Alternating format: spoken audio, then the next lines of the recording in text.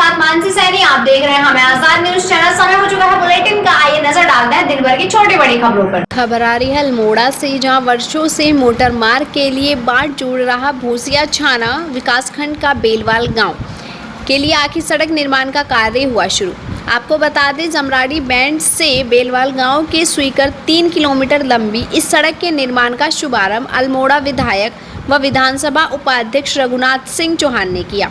वर्षों से सड़क की आस पूरी होने पर ग्रामीणों ने इस मौके पर काफ़ी खुशी देखी गई। ग्रामीणों ने ढोल नगाड़ों के साथ स्थानीय विधायक चौहान का स्वागत किया। गौरतलब है कि भूसिया छाना विकासखंड के कई गांव आज आज़ादी के 7 दशक से अधिक समय बीत जाने के बाद भी विकास से अछूते हैं। इन्हीं में से एक गांव बेलवाला भी है, जहां आज सड़क नहीं पहुंच पाई थी। सड़क नहीं होने से लोगों को रोजाना 3 किलोमीटर पैदल नापना पड़ता है। गांव में बीमार व्यक्ति को डोली के सहारे पैदल चलकर अस्पताल ले जाना पड़ता है। लेकिन अब सड़क का निर्माण शुरू होने के बाद ग्रामीणों की वर्षों की यह आस पूरी हुई है। सड़क निर्माण का शिलान्यास करने के बाद स्थानीय विधायक रघुनाथ सिंह चौहान ने कहा कि आज़ादी के 74 साल पूरे होने के बाद भी रेठाघाट क्षेत्र के गांव में विकास नहीं पहुंच पाया है। उनसे पहले के विधायकों ने इस क्षेत्र की लगातार उपेक्षा की है। यही कारण है कि बेलवाल गांव आज तक सड़क से महरूम रहा। लेकिन 2017 में इस विधायक चुने जाने के बाद वह लगातार ऐसे गांव के विकास व सड़कें पहुंचाने में जुटे हैं। अल्मोड़ा में भैंसा छाना जो हमारा विकासखंड है, ये हमारी स्वर्गीय गोविंद सिंह बिष्ट जी जो हमारे विधायक भी रहे, जनसंघ के विधायक रहे 1957 में, उनकी जन्मस्थली भी रही है और अपने कार्यकाल में उन्हें बहुत अच्छे काम किए। लेकिन तब उसके बाद ये आज़ादी के हम कहें तो इस बार 74 वर्ष हमको हो गए हैं, इस विकास खंड का बहुत ज़्यादा सर्वांगीण विकास नहीं हो पाया। और 2017 में माननीय हमारे शीर्ष नेतृत्व ने हमको यहाँ चुनाव लेने के लिए आदेश किया और जनता का आशीर्वाद मुझे मिला। आशीर्वाद मिलने के बाद मैं देखा कि सारे गांव में कहीं मोटर मार्ग नहीं है, कहीं शिक्षा के क्षेत्र में बहुत अच्छी उल्लेखनीय के प्रयास नहीं हो पाया है और अनेक हमारे न मोटर मार्ग बन पाए हैं, न स्वास्थ्य से संबंधित कोई मामला हुआ है। तो मुझे दर्द जरूर था। यहाँ की देखो कितनी माताएं बहनें अपना सारा काम छोड़ के आपने देखा यहाँ आई और छोटी सी रोड है, 3 किलोमीटर चढ़ाई में इनको जाना पड़ता था बेलवाल गाँव। और कितना कठिन होता है, कितना कष्ट होता है। मैं गाँव का रहने वाला हूँ, हल जोत करके आया हूँ, इसलिए जब सर में बोझ होता है तो कितना कठिन हमारी समस्या होती है। अपना सांस नहीं ले पाती महिलाएं अपना उत्पादक को उधर ले जाने के लिए और वहाँ से बाजार ले जाने के लिए बड़ी दिक्कतें होती हैं। तो मेरा प्रयास है कि हर गांव में मैं अपने कार्यकाल में रोड पहुंचाऊंगा और मैंने प्रयास भी किया है। 1.5 साल हमारा कोरोना काल में हम कुछ काम कर नहीं पाए, सारी चीज़ बंद थी। उसके उपरांत भी मैंने 27.5 किलोमीटर की रोड अभी प्रधानमंत्री ग्राम सड़क योजना ही बनाई है। 5 किलोमीटर रोड हमारा थिकलना से हमारा झोलाबांझ बनी है और आज ये जिस रोड का शिलान्यास हो रहा है ये बेलवाल गांव है। जमराड़ी बैंड से बेलवाल गांव के लोगों को बड़ी आपत्ति होती थी, बड़ा दिक्कत था। वहीं दूसरी खबर आ रही है बाजपुर से। बाजपुर पहुंचे अरविंद यादव का कार्यकर्ताओं ने किया जोरदार स्वागत। समाजवादी पार्टी मुलायम यूथ ब्रिगेड के प्रदेश अध्यक्ष अरविंद यादव को समाजवादी पार्टी के राष्ट्रीय अध्यक्ष एवं उत्तर प्रदेश के पूर्व मुख्यमंत्री अखिलेश यादव ने समाजवादी पार्टी मुलायम यूथ ब्रिगेड का राष्ट्रीय उपाध्यक्ष नियुक्त किया है। आज उपाध्यक्ष नियुक्त होने के बाद प्रथम बार बाजपुर आने पर कार्यकर्ताओं ने दोराहा पर जोरदार स्वागत किया। आपको बता दें, अरविंद यादव लंबे समय से समाजवादी पार्टी के लिए काम कर रहे हैं। अब उनके उपाध्यक्ष बनने से कार्यकर्ताओं में जोश है। मीडिया से बात करते हुए अरविंद यादव ने बताया कि उत्तराखंड में घर घर जाकर समाजवादी पार्टी का प्रचार प्रसार किया जाएगा और आने वाले विधानसभा चुनाव में समाजवादी पार्टी उत्तराखंड की सभी 70 सीटों पर मजबूती के साथ चुनाव लड़ेगी। हमें आज़ाद न्यूज चैनल के लिए बाजपुर से ब्यूरो रिपोर्ट। पार्टी के राष्ट्रीय अध्यक्ष एवं पूर्व मुख्यमंत्री उत्तर प्रदेश आदरणीय अखिलेश यादव जी का मैं हार्दिक आभार व्यक्त करता हूं। साथ ही आश्वस्त कराना चाहता हूं कि जो आज नई जिम्मेदारी अब मुझे दी गई है, इसको पूर्ण रूप से निभाकर उत्तराखंड उत्तर प्रदेश के जो बरेली जिला, रामपुर जिला, मुरादाबाद जिला की जो जिम्मेदारी मुझे दी गई है, इसको मैं पूर्ण रूप से निभाकर आने वाले विधानसभा चुनाव में मुख्यमंत्री बनाने का कार्य अखिलेश यादव जी करेंगे। और साथ ही उत्तराखंड की 70 की 17 विधानसभा में चुनाव लड़कर समाजवादी पार्टी आने वाले विधानसभा चुनाव में हिस्सेदारी करेगी। इस वक्त की खबर है ऋषिकेश से, जहां घर के आंगन में हुई भैंस चोरी, बुजुर्ग महिला का रो रो कर बुरा हाल।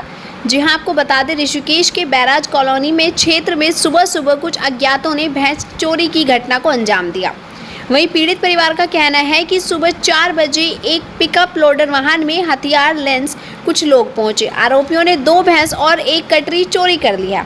चोरी की घटना को अंजाम देते हुए। साथ ही महिला ने आरोप लगाया कि चोरी करने आए लोगों ने विरोध करने पर हथियार दिखाकर डराया और धक्का दिया और भैंस को चुरा ले गए।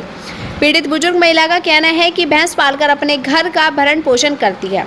चोर भैंस चुराकर ले गए हैं, जिससे घर के भरण पोषण करने में काफ़ी दिक्कतें आएंगी। अगर भैंस नहीं मिली तो परिवार सहित आग लगा लेंगे। हालांकि पुलिस को शिकायत दर्ज करवाई है। ऋषिकेश से हमें आज़ाद न्यूज़ चैनल के लिए ब्यूरो चीफ कुंवर सेन सागर की रिपोर्ट।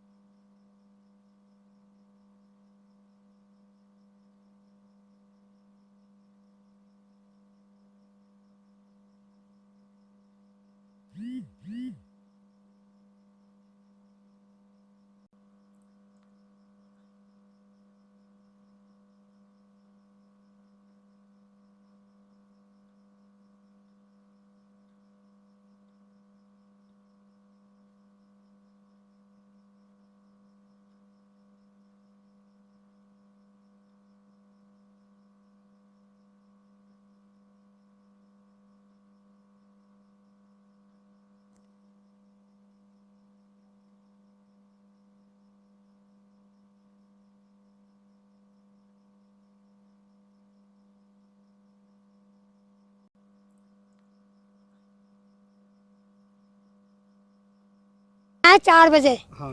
2 भैंस और एक मेरा कटरा 3 अनाज पड़ी मेरी भैंस के एक अब बिल्ले दोनों को पड़े कानों में। और जब मैं लेना है वो करे तो मुझे वो दिखाया हथियार। अच्छा। हथियार लेकर देख के आ गए और मुझे वो करके चले गए। और हाँ धक्का मार के मुझे वो ले गए। आपको नहीं अभी नहीं पता, मुझे शक नहीं है। पुलिस पर शिकायत की है? पुलिस को शिकायत की है? हाँ मैं तो पहले ही करती थी। 4 हमने जब भी करी 4 बजे ही फोन, उसने उन्हीं करी जिसकी गाड़ी से उन्हें फोन कर दिया था कि मैंने आगे गाड़ी लगाई और जब भी नहीं रुके हुए। अच्छा। और फिर मैंने क्या बोला, हमने लिखवाई लड़के ने जाकर हमारे लड़के ने गाड़ी को जा रही, जब 2 भैंस जा रही, भैंस कई गाड़ी रुकवा दो पुलिस से, नहीं रुकवाई उन्होंने कहते हमने फोन कर दिया हेडफील्ड भी, राह वाले भी, और वहाँ भी कर दिया हमने, हरिद्वार भी। एक लड़का मेरा हरिद्वार चला गया बड़ा वाला, और एक समय छोटा वाला मेरा लड़का वो तो उसमें राय वाले में। अच्छा ठीक। हाँ सुमित्रा। खबर चमोली से है, जहां भालू कर रहे हैं लोगों पर हमला। जोशीमठ शहर बना भालुओं का जंगल, प्रशासन बेखबर। जोशीमठ शहर में एक बार फिर से भालुओं ने आतंक मचा दिया है। बुधवार को भालू ने जोशीमठ नगर क्षेत्र के रवि ग्राम वार्ड 40 वर्षीय एक व्यक्ति पर हमला करके गंभीर घायल रूप से कर दिया है। भालू ने व्यक्ति को इतना जख्मी कर दिया है कि उसकी एक आंख तक खराब हो गई है। हालांकि डॉक्टरों ने कहा है कि अगर उचित इलाज मिलेगा तो व्यक्ति की आंख ठीक हो सकती है। बताते चले कि एक सप्ताह के अंदर भालू ने जोशीमठ शहर में 2 लोगों पर हमला किया है, जिसमें एक महिला भी घायल हो गई है, जिस कारण शहर में दहशत का वातावरण कायम हो गया है। स्थानीय लोगों का कहना है कि जोशीमठ शहर को भालुओं ने जंगल बना दिया है और वन महकमा और प्रशासन इस खबर से बेखबर बने हुए हैं। वहीं वन विभाग भी भालुओं के आतंक से सामने नतमस्तक दिखाई दे रहा है। वहीं वन विभाग के अधिकारियों का कहना है कि विभाग के उच्चाधिकारियों को भालू पकड़ने के लिए पत्र लिख दिया गया है, लेकिन पिछले 15 दिनों से अभी तक इस पर कोई कार्यवाही नहीं हो पाई है। विभाग के अधिकारी स्वयं मान रहे हैं कि नगर क्षेत्र में लगभग 8 से 10 भालू घूम रहे हैं, जिनको पकड़ने में वन विभाग को काफ़ी दिक्कतों का सामना करना पड़ रहा है। वहीं वन विभाग के पास पिंजरा भी उपलब्ध नहीं है, जिससे समस्याएं और बढ़ गई हैं।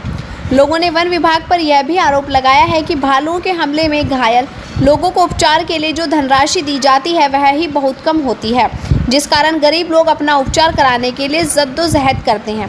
लोगों ने अपनी जंगली हिंसक जानवरों के हमलों में घायल लोगों के उपचार के लिए वन विभाग और प्रशासन से पूरे इलाज का खर्च उठाने की मांग की प्रमुखता भी उठाई है। चमोली से हमारे संवाददाता सुरेंद्र धनेत्रा की रिपोर्ट।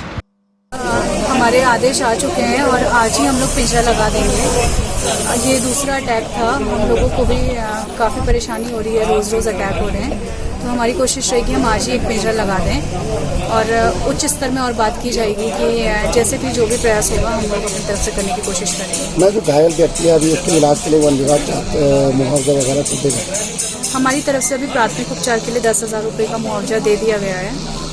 आगे भी अगर कुछ आवश्यकता पड़ती है तो हम लोग मदद करने की कोशिश करेंगे और विभागीय तौर पे जो कागज़ हैं वो हमारी तरफ से चला दिए गए हैं और पूरी रिपोर्टिंग कर ली गई है विभाग को। मैडम, विभाग को पता है कि अगस्त से अक्टूबर नवंबर तक जो वन्य अभी तो हमारी जो क्विक रिस्पांस टीम है, QRT टीम, वो लगातार गश्त कर रही है। जैसे ही फ़ोन आता है जिस भी क्षेत्र से तुरंत वहाँ पे जाती है और बाकी तो अभी जैसे जैसे अटैक्स हो रहे हैं तो लग रहा है कि कुछ और स्टेप्स भी हमें लेने पड़ेंगे। उच्च स्तर से जैसे आदेश आते हैं हम लोग और अपनी तरफ से ऐसा आइडेंटिफाई हुआ है कि नगर क्षेत्र में कितने भालू लगभग घूम रहे हैं? क्योंकि लोगों का कहना है कि दर्जन भर भालू हैं। अलग अलग क्षेत्र में भालू यहाँ पे काफ़ी हैं, 8 से 9 भालू यहाँ पे हैं। ये दूसरा हमला है। इससे पहले अभी एक महिला पे अटैक किया गया था, उनकी भी बड़ी बुरी स्थिति है और आज एक युवा लड़के को भी भालू ने अटैक से घायल किया हुआ है जिसके सर पे काफ़ी टाँके लगे हैं। तो दिन दहाड़े ये घटनाएं हो रही हैं। भालू मेरे हिसाब से तो पागल हो गए हैं जो, और फॉरेस्ट वाले इनको भी देखना होगा कि 8 से 9 भालू यहाँ घूम रहे हैं और अभी तक कोई कार्रवाई नहीं की जा रही है। इनका कहना ये है अधिकारियों का कि इसमें कोई लॉ नहीं है, तो ये मतलब शहर में इनको बाजार में छोड़ दिया जाए और ये लोगों को मारते रहे, इसमें कोई कानून चलेगा नहीं। ये बहुत ही बुरी स्थिति हो गई है शहर की और अब जंगल बन गया है शहर और दिन दहाड़े जिस प्रकार से भालू अटैक कर रहा है ये सोचनीय विषय हो गया। और हमारा यही कहना है कि फॉरेस्ट वालों को जो मुआवजा है वो बढ़ाना होगा। आज 10,000 रुपए की एक भीख पकड़ा के इन्होंने दिखा दिया है कि ये किस प्रकार का कार्य कर रहे हैं। बढ़ रहे हैं, लोगों का क्या मानना है? जी, जिस तरह से आपने देखा कि पिछला अटैक 13 तारीख की शाम को हुआ था और आज उसके ठीक 5 दिन बाद सुबह 10 बजे भालू अटैक करता है, तो इससे यह पता चलता है कि यहाँ शहर के चारों तरफ जो भालू हैं इनकी संख्या लगभग 1 दर्जन से ज़्यादा है और जिसको कि वन विभाग अभी तक पकड़ने में या उसको शूट एंड साइट करने में सफल नहीं हो पा रहा है। क्योंकि अभी हमारी रेंजर मैडम से बात हुई तो उनका कहना है कि हम पिंजरा लगाएंगे और भालुओं को पकड़ेंगे, जबकि उनसे पूछा गया कितने पिंजरे लगाएंगे तो उनके पास मात्र 1 पिंजरा है और 12 भालू शहर के चारों ओर घूम रहे हैं। जो हमारे काश्तकार लोग हैं इन्हें खेत में भी जाना होता है और अपनी काश्तकारी के लिए खेतों में और अकेले स्थानों पर जाना होता है। तो इस तरह के यदि हमले होते रहे तो ये नगर वासियों के लिए बहुत बड़ा चिंता का विषय है और रोज आए दिन चौथे दिन अगर ऐसी घटनाएं होती रहेंगी तो इस तरह से लोगों को बहुत परेशानियां हो रही है और इनका जो मुआवजा देने का प्रावधान है वह भी हमारे समझ से परे है। आज ये 10,000 रुपये इस व्यक्ति को दे रहे हैं, जबकि इसका खर्चा अभी मैं डॉक्टर साहब से बात किया हूं तो वो बता रहे हैं कि लगभग 1 लाख से ऊपर इसका खर्चा होगा और उस व्यक्ति के साथ कोई जाने वाला टेंडर भी नहीं है। तो ऐसी स्थितियों में नगर की स्थिति बहुत भयावह है, बहुत डरावना माहौल रविग्राम की ओर चल रहा है। और पटाखों की जहां तक बात है तो मैडम का कहना है कि पटाखे भी तभी मिल पाएंगे जबकि बजट आएगा। तो अब यह समझ में नहीं आ रहा है कि इन भालुओं पे वन विभाग कैसे निजात दिला पाएगा नगर वालों को और कैसे करके हम लोग सुरक्षित रह पाएंगे। धन्यवाद। ये 4 दिन में दूसरा केस है। आज ठीक 10 बजे ये निर्धन बच्चा जंगल की तरफ निकल रहा था, घर से निकल रहा था और भालू ने इस पर अटैक कर दिया।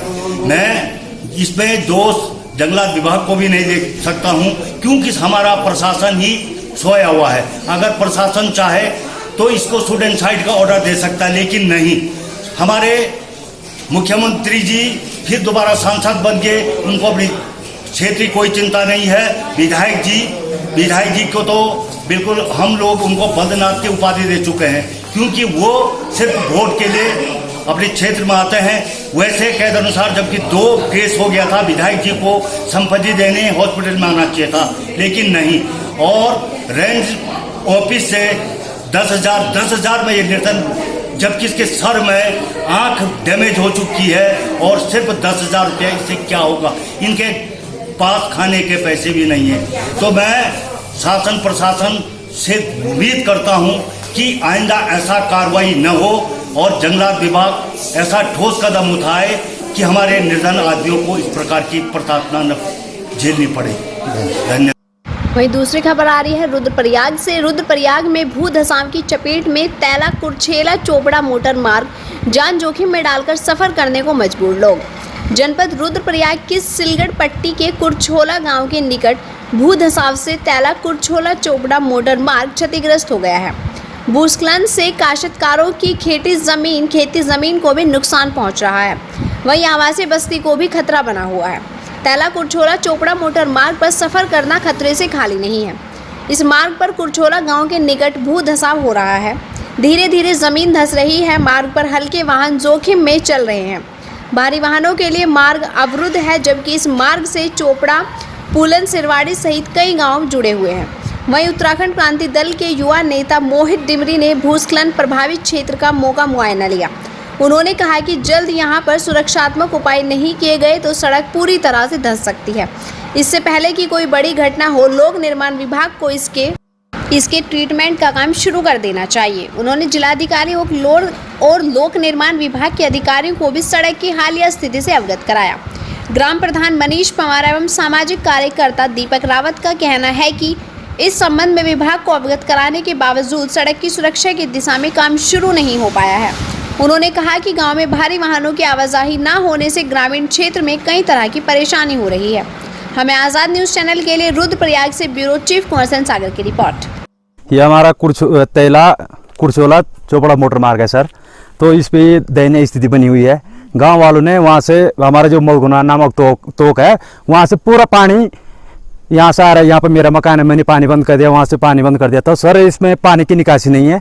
ये तो आरोपी है सर, इस पर कोई किसी का दोष नहीं है, लेकिन ये सबसे गलती मीन है हम लोगों की। हमने पूरा पानी यहाँ लगा रखा है और ये पूरी ये जैसे लस्तर जैसी बन रही है यहाँ पे। तो यहाँ से ये पानी जा रहा है। बहुत समय हम लोग अभी यहाँ पर कृषि पे निर्भर करते हैं। इससे हमारा नीचे गौशाला है, तो गौशाला से भी हमको नुकसान हुआ है। काफ़ी गौशाला नीचे टूट गई है। और भविष्य में अगर ये यहाँ से पूरा जाता है मलमा, तो हमारी जो खेती है, जो हमारी आर्थिक, हमारा जो यहाँ दिनचर्या हमारे कृषि पे चलता है, वो भी खत्म होने के कगार पे आई। आप सब लोग देख सकते हैं सड़क की ये दुर्दशा हो रखी है। इस पे रोड वालों की भी गलती काफ़ी है, क्योंकि यहाँ पे जो नाली डालना चाहिए रोड के साइड पे, वो भी नहीं डाली है। यहाँ पूरा गांव का जो पानी आ रहा है वो सब यहीं से होके जा रहा है नीचे से। यहाँ पे ये वाला रोड भी, नीचे वाले रोड भी पूरी खतरे में है। यहाँ पे 2-3 परिवार भी हैं, यहाँ पे इनको भी खतरा है। नीचे गौशाला में काफ़ी पानी भरा था। हम लोग सुबह आए जब वहाँ पे देखा था, उस टाइम उनके गाय भैंस वहीं अंदर ही थी और पूरा मलमा वहाँ पे जा चुका था। रोड पूरी वहाँ पे 10 दिन के लिए डंप पड़ी हुई थी, कोई गाड़ी नहीं आ रही थी। यहाँ लोगों के यहाँ पे खेत है, जो कि लोगों की आर्थिक स्थिति इसी खेत पे दिनचर्या चल रहा है, वो भी सारे खेत बर्बाद होने के कगार पे आ रखा है। तो जल्दी से जल्दी प्रशासन से ये गुजारिश करता हूँ कि इसका सोल्यूशन निकाला जाए और ये रोड जल्दी से जल्दी ठीक हो जाए। यहाँ पे कम से कम बांगर तक ये मोटर मार्ग जुड़ा हुआ है, कम 10 गांव इस पे जुड़े हुए हैं और ये रोड की हालत ये है।